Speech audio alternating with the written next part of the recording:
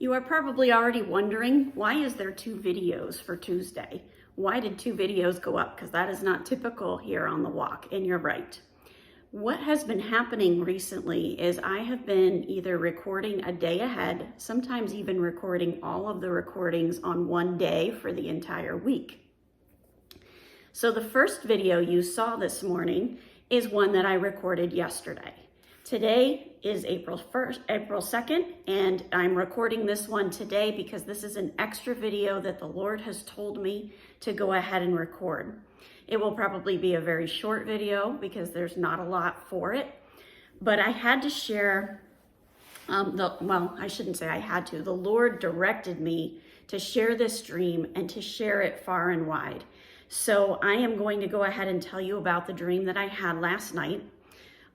It was such a profound moment of God's glory. It was like God's glory was completely around me as I had this dream.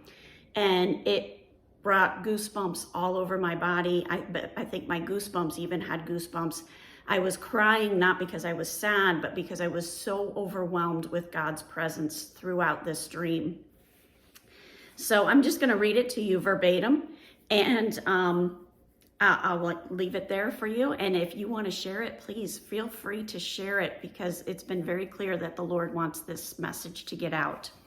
Last night, I had a dream in which I saw some Bible verses. I was completely overwhelmed with God's glory and was covered with goosebumps and crying. I've read these verses many times, but have never experienced a dream that was so overwhelming. I saw these verses 3 times. The first time, they were spaced out like a poem is spaced. The second time, it looked the same, but I heard somebody singing the words. The third time, it was set up like a paragraph, and the verses were not in the order that they are in Philippians.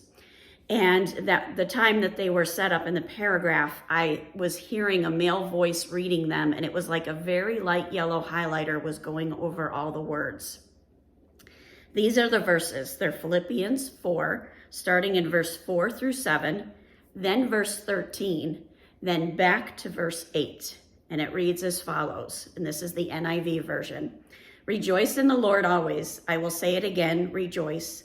Let your gentleness be evident to all. The Lord is near. Do not be anxious about anything, but in every situation, by prayer and petition, with thanksgiving, present your requests to God.